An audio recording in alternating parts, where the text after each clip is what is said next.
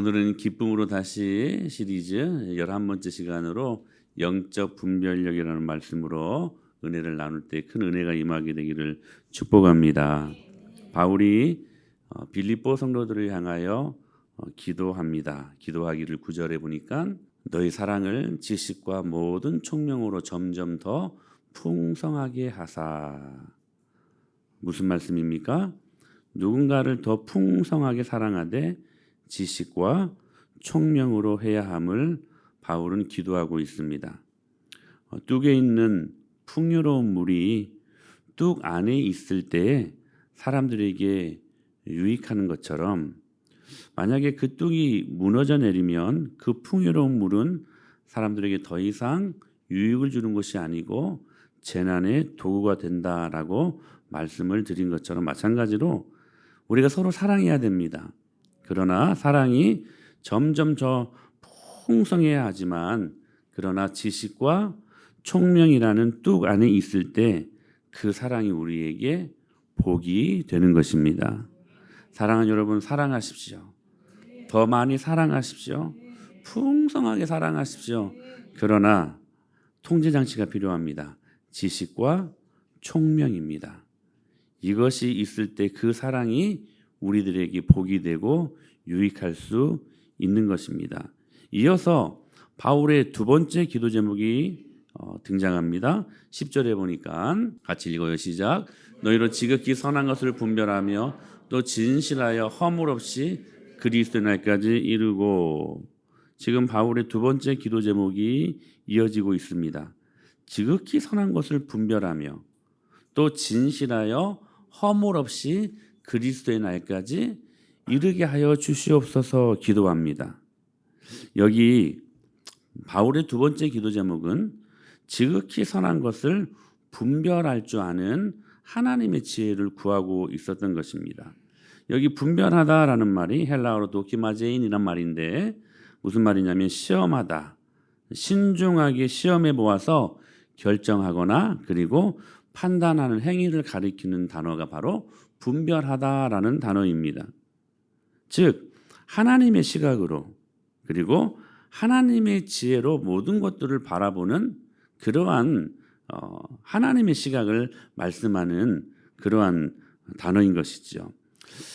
성경에 보면 지혜에 해당하는 단어가 매우 많이 다양하게 경우에 따라서 다양하게 나타나는 것을 보게 됩니다. 하나가 뭐냐면 호크마라고 하는 단어입니다. 지혜라는 말인데 특별히 이 단어는 응용력을 말하는 것입니다. 하캄이라는 표현으로 다시 쓰기도 하는데 이 지혜는 일 처리하는 능력입니다. 오늘 이 은혜가 임하게 되길 축복합니다. 여러분 학교에서나 직장에서 일 처리하는 능력이 있어야 되지 않겠습니까? 호크마, 이 지혜가 임하게 되기를 축복합니다. 특별히 이 호크마를 성막을 짓게 하는 데에 오홀리아과 부살렐에게 허락하셨습니다. 그래가지고 성막의 모든 부분을 본 것과 들은 것에 의지해가지고 응용력으로 그 성막을 만들어낼 수 있었던 호크마, 지혜가 있었다는 사실입니다.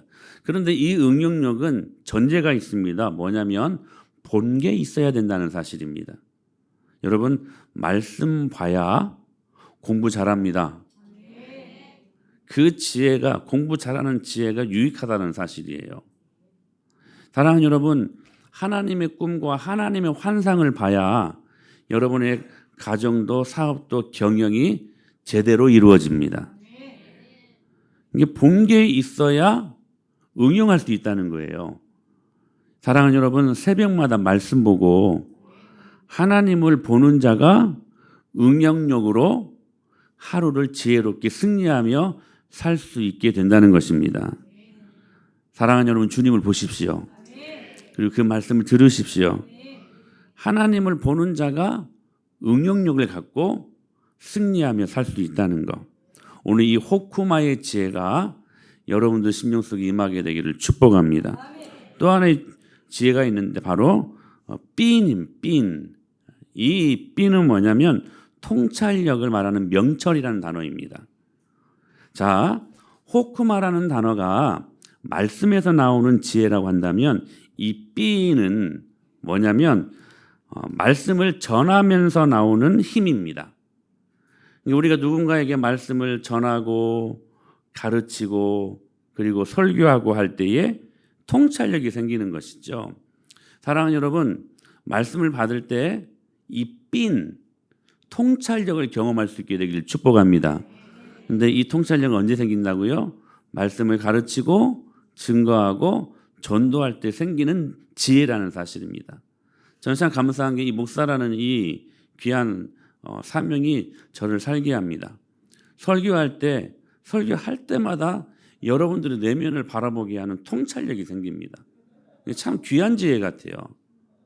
사랑하는 여러분, 가정에서 자녀들에게 말씀을 가르치십시오. 그리고 직장에서 동료들에게 말씀을 증거해 보십시오. 이웃들에게 말씀을 전해 보십시오. 나도 모르는 통찰력이 생길 것입니다. 삔이라고 하는 지혜입니다. 세 번째는 슬기를 뜻하는 아룸이라고 하는 지혜입니다. 이 아룸이라고 하는 지혜는 분별력을 말하는 거예요. 오늘 지극히 선한 것을 뭐하라? 분별하라라고 말씀하시죠. 이 아룸이라고 하는 분별력. 근데 이게 정말로 중요한 것 같아요.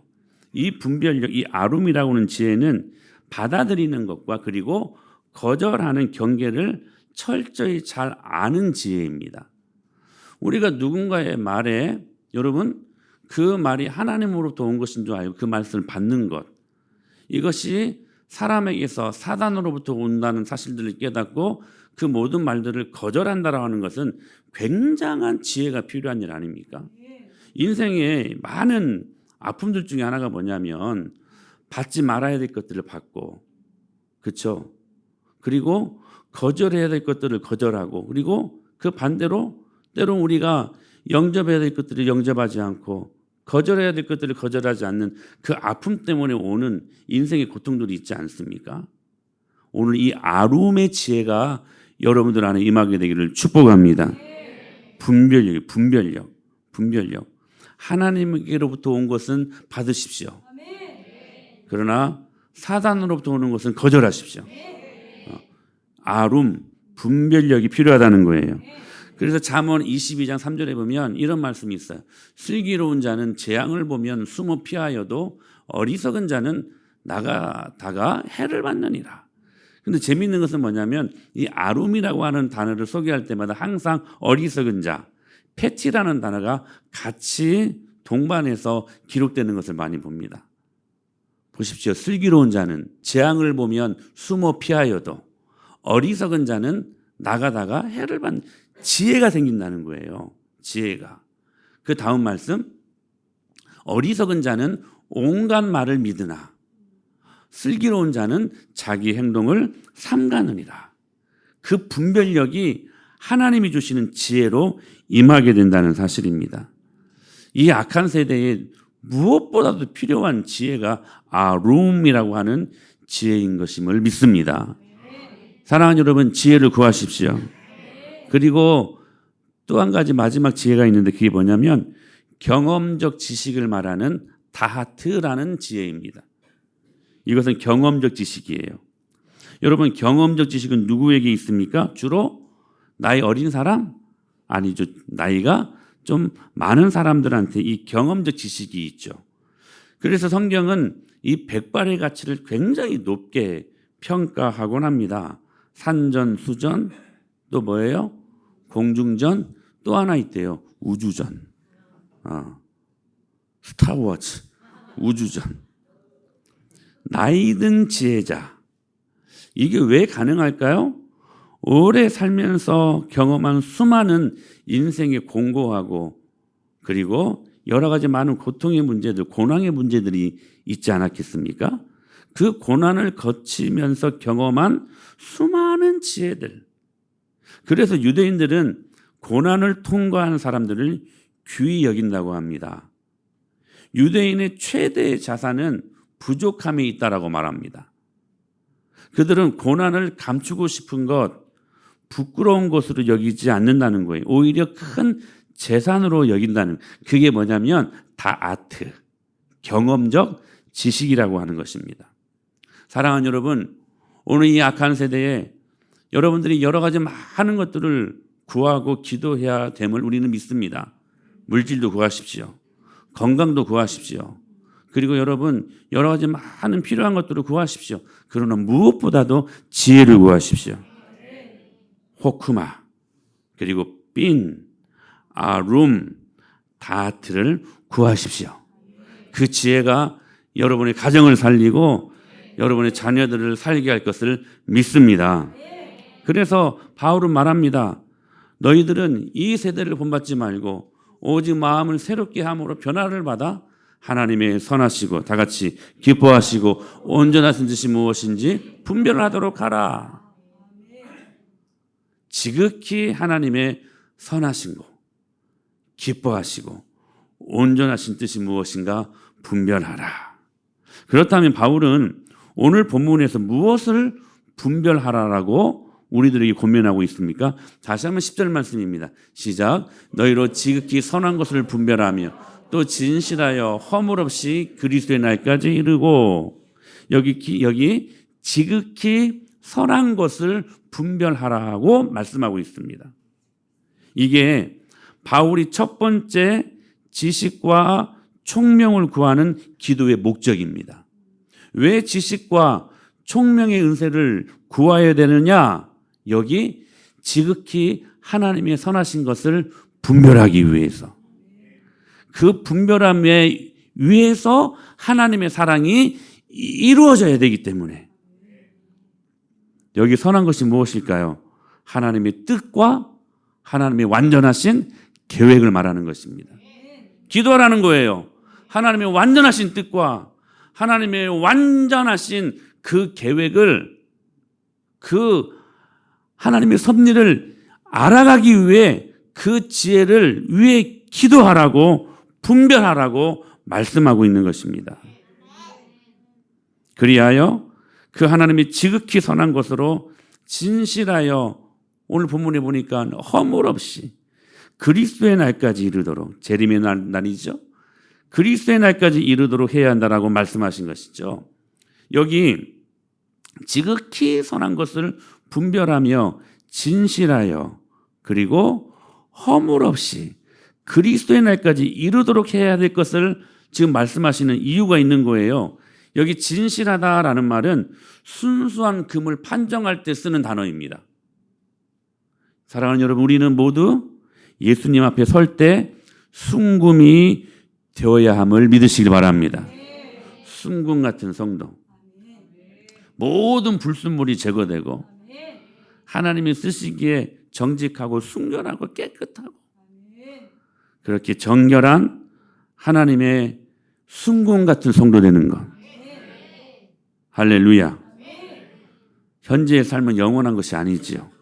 언젠가는 이 땅의 삶에서 우리가 결산해야 될 때가 있지 않겠습니까? 그때 우리 모두가 순금 같은 성도가 될 수 있게 되기를 축복합니다.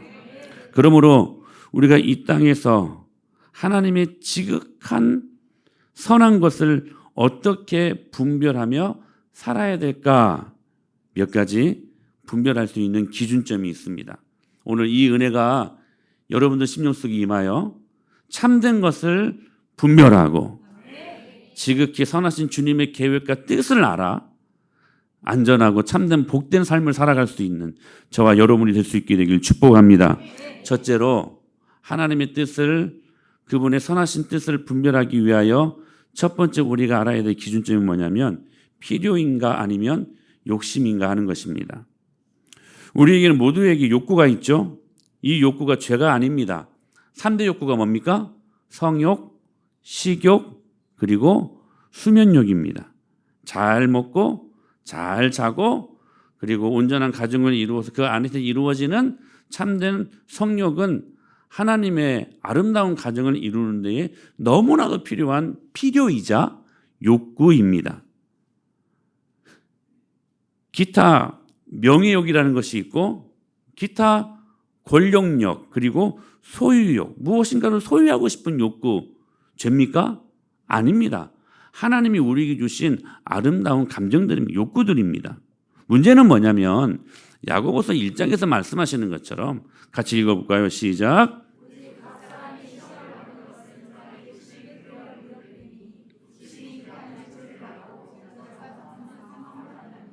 우리의 필요, 우리의 욕구, 하나님이 주신 아름다운 것들입니다. 이거 없으면 우리 인생이 살아갈 수 없습니다.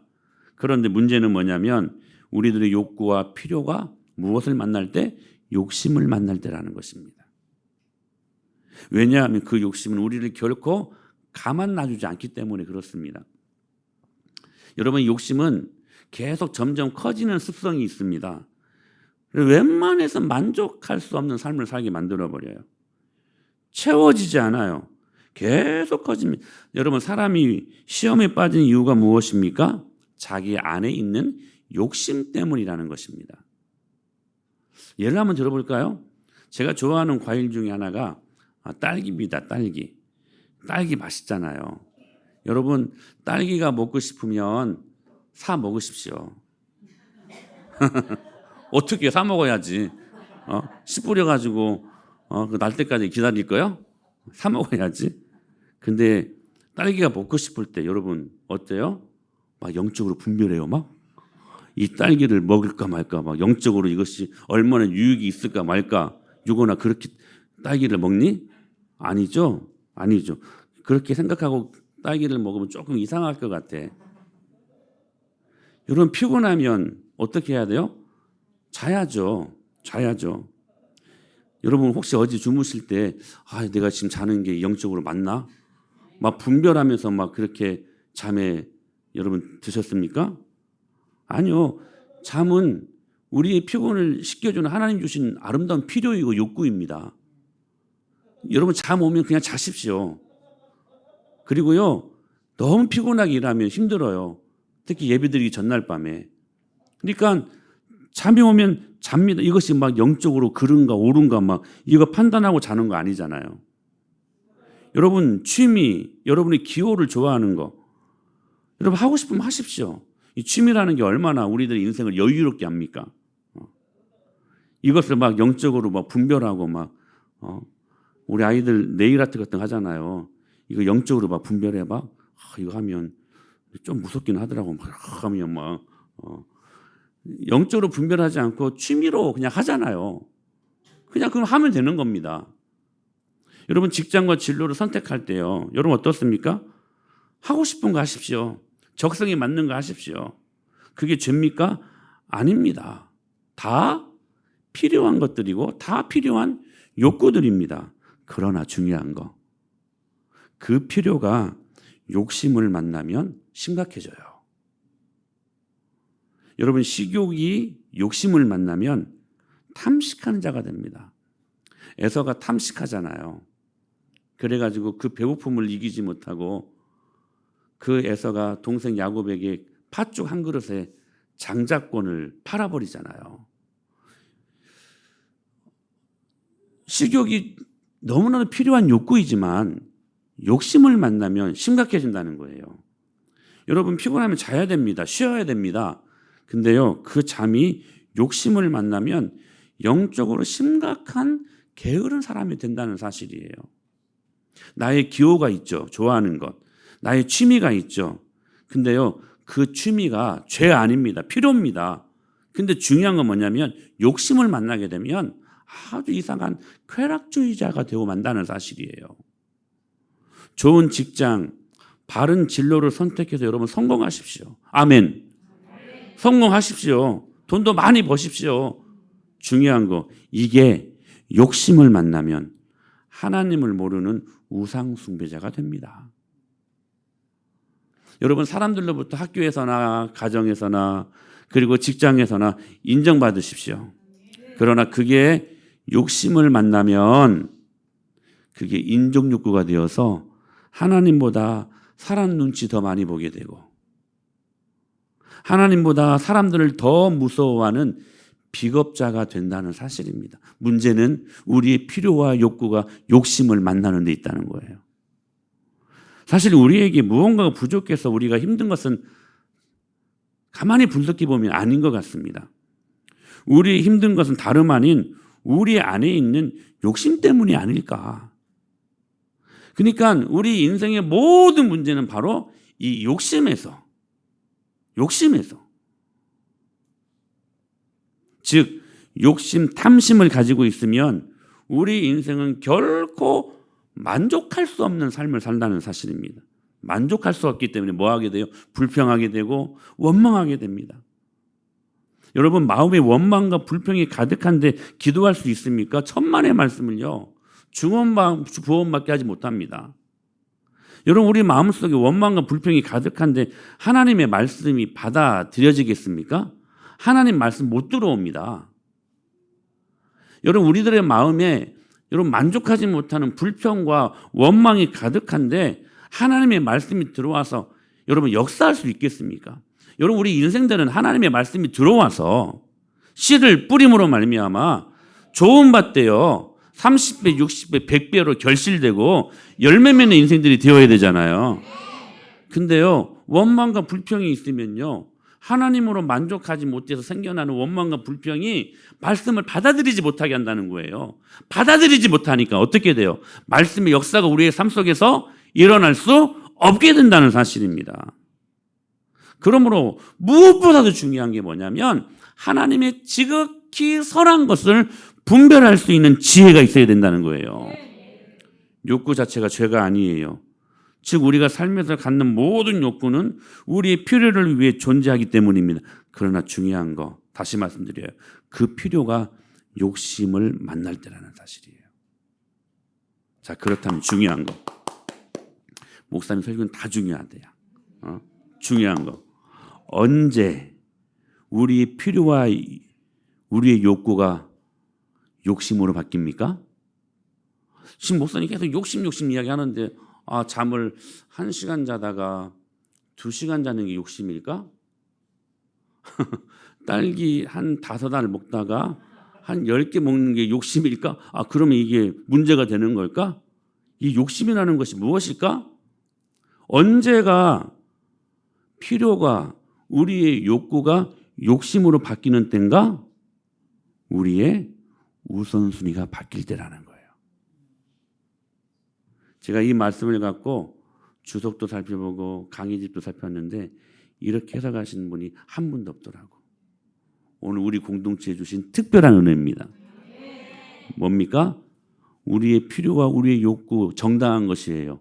하나님이 허락하신 아름다운 것들이. 그런데 문제가 뭐예요? 욕심을 만나는 거예요. 근데 그 욕심이 뭐냐?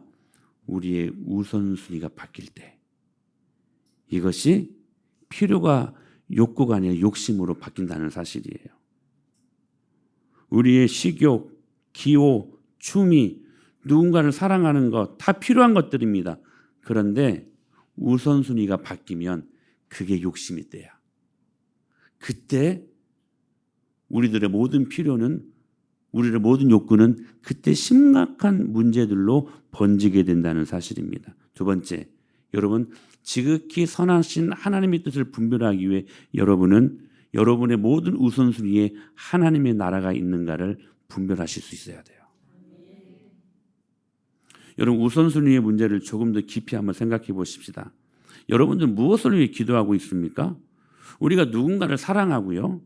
무엇인가를 사랑할 때 그것은 그 누군가가 그 무엇인가가 그 사람에게 지금 우선순위로 자리 잡고 있다는 사실입니다. 누군가를 사랑한다는 것은 지금 그 사람에게 있어서 그 누군가가 우선순위에 있다는 거예요. 반대로 우리가 어떤 일들을 할 때 우선순위가 있잖아요. 그 우선순위를 하는 것은 지금 그 일을 그 어떤 것들 다 제쳐두고 사랑하기 때문에 하는 것이라는 사실입니다.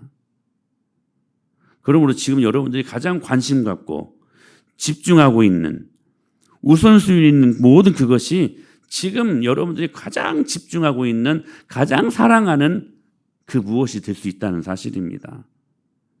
지금 여러분의 삶 속에서 하나님의 나라가 우선순위에 있습니까? 여러분 지혜를 우리 구하십시다. 분별하십시다. 자, 지혜 4가지 뭐라고요? 그리고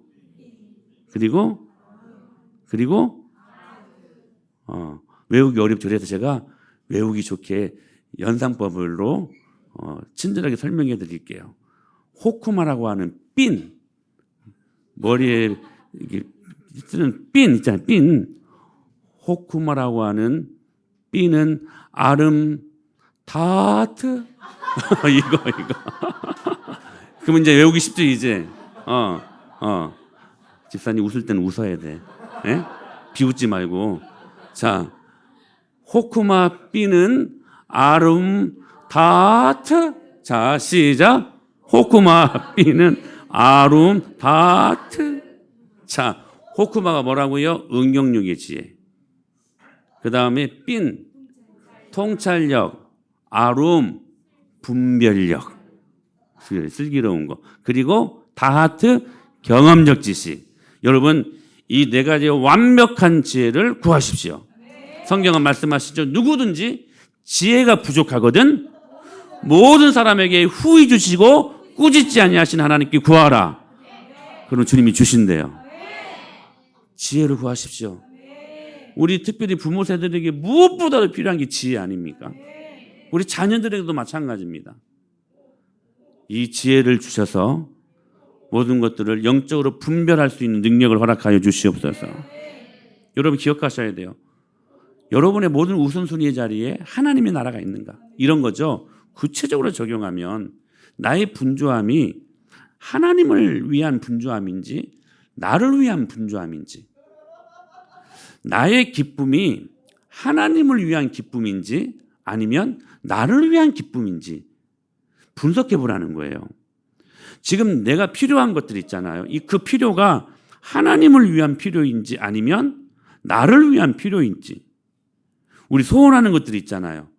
그 우리의 소원하는 것들이 하나님을 위한 것인지 아니면 나를 위한 것인지 분별할 수 있어야 된다는 거예요. 만일 여러분이 하나님 앞에 지금 구하는 모든 것들이 모두 여러분 개인의 사적인 필요에만 만약에 국한된다면 그것이 욕심과 정욕으로 바뀌는데 많은 시간이 필요하지 않을 것입니다. 여러분의 필요가, 여러분의 욕구가 욕심으로 번지지 않도록 여러분 우리가 그 지혜를 발동해서 분별하여서 여러분 이거 중단시킬 수 있어야 된다는 사실이에요. 우리의 기도가 개인의 사적인 필요를 구하는 것이 만약에 전부라고 한다면 오늘 세상에 대한 소망보다는 이 세상의 현실이 더 커 보이는 건다는 말이고, 이것은 보이는 것이 전부이고 이 세상이 전부라고 말하는 이 세상의 논리에 굴복되는 것이라는 사실입니다. 그러기에 우리의 욕구와 필요에서 멈추지 않고 이것이 욕심과 정욕으로 흘러갈 것은 이러한 사람들에게는 불보듯이 뻔한 것이죠. 하나님의 나라가 보이지 않고 내 눈에 내 왕국만 보이고 영혼에서 영혼에 이어진 안목은 없고 오직 내 눈앞에 보이는 것에 일희일비하는 인생들, 참 불행한 인생들 아닙니까? 여러분 이것은요 이방인들이 사는 인생들의 철학입니다. 좋은 일 있으면 기뻐하고 슬픈 일 있으면 슬퍼하고, 그게 뭐예요? 여러분 우리도 여러분 물론 일희일비할 수 있죠. 그러나 예수 안에 있는 자들은 영원한 주님이 주신 하늘나라의 기쁨이 있기 때문에 일희일비해도 잠깐, 그것이 우리들의 삶을 영원히 주장할 수 없다는 사실이에요.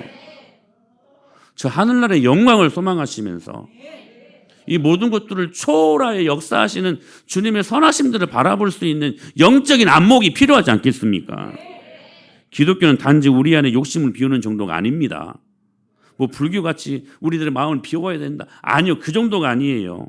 하나님의 말씀이 우리를 채우고 성령님이 내주하시는 그 은혜 안에 새롭고 거룩한 열망을 우리가 일으켜냄으로써 우리 안에 있는 정욕과 육체의 소욕들을 죽이는 데 있다는 사실이에요. 그러므로 모든 그리스도인들 내면에는 이 거룩한 영적인 싸움이 있다는 사실입니다. 만약에 이것이 없다면 우리는 이 세상을 살되 교회도 다녀요. 너 종교가 뭐냐면 너 기독교입니다 라고 말도 해요. 그러나 이것이 없다면 우리가 이 세상을 살되 영혼의 시야를 가지고 하나님을 섬기며 살아가는 것이 아니라 이 세상의 형편없는 논리와 그 가치에 굴복하게 될 것이고 우리의 모든 종교적인 행위는 그저 이 세상을 더 잘 살아가기 위해 그것들을 잠시 사용하는 도구와 방편에 지나지 않게 된다는 사실입니다. 사랑하는 여러분, 우리가 주님의 선한 도구들 되어야 되지 않겠습니까? 근데 하나님을 내 성공과 내 안이한 인생을 살게 하기 위해 하나님을 끌어다 담게 하나님을 도구로 삼는 그런 인생은 여러분 굉장히 어리석은 인생들 아니겠습니까? 그래서 골로새서 3장 5절에서 이렇게 말씀하셨습니다. 탐심은 우상 숭배다. 이런 거예요. 하나님, 저는 하나님도 필요하지만 그러나 이것도 필요합니다. 이것 없으면 삶일 수 없을 것 같습니다. 하나님만으로는 안 되는 나는 그런 말 아니겠습니까? 하나님, 그래서 이것도 주셔야 됩니다. 그래야 저는 행복할 수 있습니다. 라고 하는 거. 여러분, 배교가 뭔지 아세요? 배교? 하나님으로만 만족하지 못하는 거예요. 그래서 자꾸만 다른 것에 눈을 두는, 자꾸만 옛날에 먹었던 이스라엘 백성들이 그랬잖아요. 그 양념이 뭐가 맛있다고? 부추, 마늘, 파, 그런 게 맛있었다고 계속 은혜가 떨어지면 인생들은요, 옛날로 그 죄의 관성으로 돌아가려고 하는 못된 습성들이 있다는 사실이에요. 배교가 뭐냐? 하나님 말고 또 다른 것들로도 자기의 만족을 채우려고 하는 거. 여러분, 우리가 하나님을 사랑한다는 것은 무엇입니까? 하나님만 사랑한다는 것입니다. 우리가 하나님을 섬긴다는 것이 무엇입니까? 하나님만 섬긴다는 것입니다. 오늘 이 은혜가 임하게 되길 축복합니다. 그러므로 필요와 욕심은요, 우리가 생각하기는 미묘한 차이가 안 나는 것 같지만 하나님 앞에서는 그것은요, 절대로 양립할 수 없는 것들이라는 것입니다. 기억하십시오. 여러분의 모든 필요에 하나님 나라가 우선순위에 있게 되기를 축복합니다. 그리고 마지막으로 너무 중요한 분별력이에요. 우리가 하나님의 아름다운 지극히 선한 것을 분별하기 위하여 첫째로 뭐 해야 된다고요? 그것이 필요인가? 그리고 욕심인가? 또 한 가지는 그 모든 필요에 하나님의 나라가 있는가? 마지막 세 번째, 이게 참 중요한 건데요. 나의 모든 가치 판단의 기준에 목양 관계와 교회가 있는가 하는 것입니다. 이거 정말 주시는 너무 귀한 말씀이에요. 성령님께서 주신 지극히 선하신 하나님의 뜻을 분별하기 위해 우리에게 주신 안전장치들이 있습니다. 그게 뭐냐면 첫째로는 세 가지인데 하나는 개인 기도예요. 여러분, 하나님의 뜻을 분별하기 위해 여러분 기도하십시오. 기도 안 하면 분별력 없습니다. 기도할 때 하나님의 뜻을 분별할 수 있는 은혜를 주십니다. 여러분들이 진로를 선택한다거나 그리고 어떤 사업을 한다거나 그리고 여러분들이 무슨 일들을 새롭게 시작할 때 여러분들은 반드시 1대1로 하나님께 기도하셔야 됩니다. 내 엄마가 하는 기도 말고요. 내 믿음 좋은 장로님, 아빠가 하는 기도 말고요. 내가 하나님과 1대1로 기도하는 그 개인 기도가 여러분 지극히 선한 것을 분별하기 위한 첫 번째 단계입니다. 두 번째, 리더십을 찾아가는 것입니다. 순장들을 찾아가는 것입니다. 여러분 모두 다 목장에 속해 있지 않습니까? 우리 순원들은 순장들을 찾아가서 하나님의 지극히 선하신 그 뜻을 분별할 수 있는 지혜를 서로 논의하십시오. 그리고 목양 관계입니다. 이거 참 중요한 관계인데요. 사랑하는 여러분, 우리는 인생을 살아갈 때 중요한 선택할 때가 있지 않습니까? 가정에서, 직장에서, 그리고 진로와 선택의 문제로, 사업의 문제로, 그때 바른 선택을 위해서 주님이 주신 안전장치들이 뭐라고요? 기도하는 거라고요. 그리고 리더십을 찾아가는 거라고. 그리고 그 제일 마지막에 목양 관계라는 것이 있습니다. 왜냐하면 한 교회 성도들을 보살피게 하기 위해서 주님이 목자들을 감독자로 세우셨기 때문에 그렇습니다. 그러므로 여러분의 모든 삶의 영역은 다 목양의 영역입니다. 그렇기 때문에 여러분이 어떤 일을 선택한다거나 분별할 때 목자들의 조언이 필요한 거예요. 왜냐하면 너무나 중요한 말씀이에요. 성도들은 모두 자기의 문제를 알고 있는 것도 아니고 안다고 해서 그러한 어려움들을 극복할 수 있는 충분한 지식을 가진 것도 아니며 지식이 있다고 해서 실제로 그렇게 살아갈 힘이 있는 것도 아니다. 왜냐? 여러분들은 양들이기 때문에 그렇습니다. 어쩔 수 없어요. 그게 여러분들의 태생적인 여러분 본질이에요. 본질. 그렇기 때문에 여러분들은 목회자의 도움이 절대적으로 필요한 사람들입니다.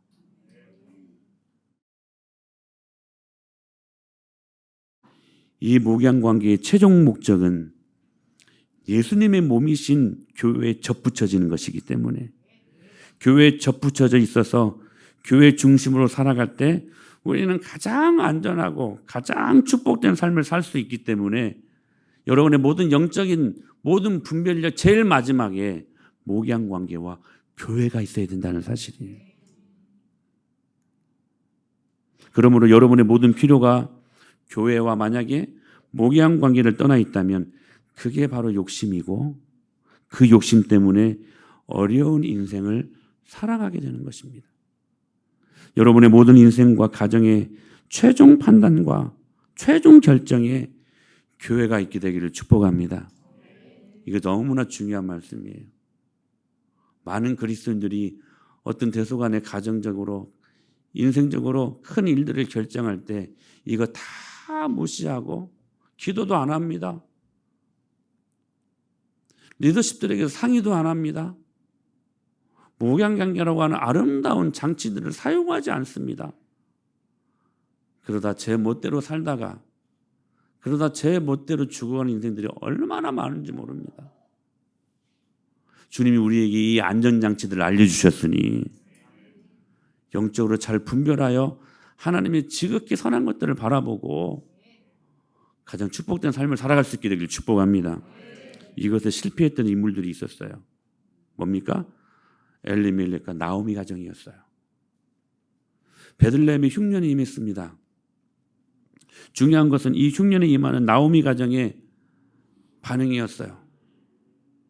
먹고 살기 위해 나오미의 남편 엘리멜렉이 선택한 것은 하나님이 가장 가증히 여기는 모압 땅이었습니다. 그곳에는 하나님의 약속도 없었고 하나님의 말씀도 없었습니다. 살기 위해 돈을 버는 거 죄 아니죠. 필요죠. 욕구죠. 근데요, 이 가정의 경우에는 필요가 욕심을 만났습니다. 그들의 선택에 하나님의 나라가 우선순위에 있지 않았습니다. 왜 모압으로 갔습니까? 그곳에서 복음을 증거하고 그리스도의 선한 영향력을 끼치기 위해서 지경을 넓히는 삶을 살기 위해서 그리로 갔습니까? 아닙니다. 먹고 살기 위해, 다른 말로 말하면 좀 더 나은 투명한 보장된 미래를 선택하기 위해서 간 것입니다. 필요가 욕심을 만난 것이지요. 거기에는 교회도 없었습니다. 여러분, 베들레헴이라는 말이 뭡니까? 빵집이라는, 떡집인 떡. 교회라는 말이거든요. 목양관계도 없었습니다. 철저한 우선순위의 실패였습니다. 제가 언젠가도 한번 말씀을 드렸었는데 2011년 우리 은혜마을교회 3월 6일 날 저 아델리움이죠. 8단지 거기에서 7단지인가요? 8단지 8단지 7단지 꿀단지 꿀단지처럼 보배 같은 교회가 시작되었습니다. 그리고 두 달 있다가 4월 24일 부활절 예배 전에 그 전날 아마 제 기억으로는 설립 예배를 드렸을 것입니다. 그 설립 예배를 드리고 난 다음에 이제 이 공간에서 다음 부활절 예배를 드리고 그 다음 월요일이었습니다. 전화가 한 통 왔습니다. 저한테. 누구였냐면 전주 북문교회 담임 목사님 사모님으로 전화가 왔습니다. 저희 미국 시카고에 한인교회 자리가 났는데 한 100여 명 모이는 교회라고 합니다. 한인교회 100여 명은 굉장히 큰 교회입니다. 견고한 교회에 가서 제가 석사과정 공부를 했기 때문에 가서 박사과정도 하고 잘 몇 년 동안 수고하다가 전주 북문교회를 후임으로 오라는 솔깃한 제안이었습니다. 지방에서는 전주 북문교회가 꽤 큰 교회, 한 2,000명 정도 모이는 교회이기 때문에. 그래서 모든 것들이 이제 세상적인 눈으로 보면 보장된 것처럼 여겨지는 그러한 자리였습니다. 근데 딱 그 제의를 받고 제가 그때도 말씀드렸잖아요. 딱 5분 흔들렸다고. 5분. 근데 뭐 때문에 흔들렸냐면 신혼이 때문에 흔들렸어요. 그때 이제 집도 없어가지고 저 목양실에서 살고 지금 가면 편안한 삶과 그리고 신혼의 영혼에 뭐 이제 글로벌한 아이들로 이제 성장하기 위해서 미국에 있는 학교를 그 모든 이 시설들이나 또 교육 여건들을 생각하니까 잠깐 5분 흔들렸어요. 잠깐. 근데 5분 후에 하나님 분별하게 하시더라고. 어떻게 분별하게 하셨냐면 주님이 지혜를 주시는데요. 진짜 아룸의 아룸, 영접과 거절의 경계, 이것을 할 줄 아는 아룸의 지혜. 하나님이 모든 걸 다 알고 계시는데 만약에 진짜 청빙하고 그렇게 솔깃한 제안을 만약에 했다고 한다면 개척하기 전에 먼저 제안하지 않았겠습니까? 안 그래요, 여러분? 하나님 다 하시는데 실수가 없는 분이신데 당신의 교회를 개척하게 하고 설립 예배까지 드리게 한 다음에 모든 사람들 앞에 다 교회를 청명하고 이제 은혜마을교회는 이 목사에게서는 처음이자 마지막 담임 목사로 섬길 수 있는 그러한 유일한 교회일 것을 선포하고 시작된 교회가 바로 다음에 그 오케이 해가지고 미국으로 가면 어떻게 되겠어요? 아무리 생각해도 하나님의 뜻이 아닌 거예요. 아룸, 하나님이 주신 분별력의 지혜. 근데 그 분별력이라는 것이 너무나 중요했던 게 뭐냐면 그렇게 해서 만약에 미국으로 갔잖아요. 그러면요 저 정말 큰일 날 뻔했어요. 그 목사님이 우리 교단의 총회장 하셨던 그 시기에 있었거든요. 근데 그 목사님이 총회장 하시고 그 다음 해인가 좀 아파하시다가 돌아가셨거든요. 아니 먼저 쓰러지셨구나. 쓰러지고 돌아가셨거든요. 그리고 만약에 그때 분별하지 못했으면 저 중간에 붕 떨 뻔했어요. 그 교회 청빙도 받지 못하고 왜냐하면 그분이 살아계셔야 저를 청빙할 수 있으니까.